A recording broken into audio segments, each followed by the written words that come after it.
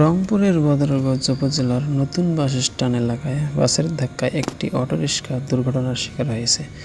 এতে অটোরিকশায় থাকা ৩ নারী যাত্রী ও চালকসহ মোট ৪ জন আহত হয়েছেন। প্রত্যক্ষদর্শীরা জানান, নতুন বাসস্ট্যান্ড এলাকায় একটি যাত্রীবাহী বাসের সঙ্গে অটোরিকশার সংঘর্ষ হলে ঘটনাস্থলে যাত্রীরা আহত হন। পরে স্থানীয় লোকজন দ্রুত উদ্ধার করে আহতদের তারাগঞ্জ উপজেলা স্বাস্থ্য কমপ্লেক্সে ভর্তি করেন।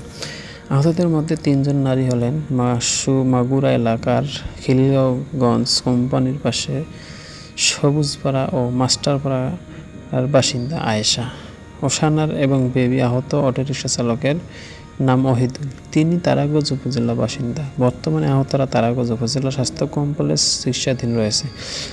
চিকিৎসকদের মতে তাদের প্রয়োজনীয় চিকিৎসা দেওয়া হচ্ছে। দুর্ঘটনার সঠিক কারণ জানতে স্থানীয় প্রশাসন ও সংশ্লিষ্ট কর্তৃপক্ষ বিষয়টি তদন্ত করছে। এ ঘটনায় এলাকায় কিছু সময়ের জন্য যান চলাচলের বিঘ্ন সৃষ্টি হলেও পরে পরিস্থিতি স্বাভাবিক হয়। DBB news, Taraganj.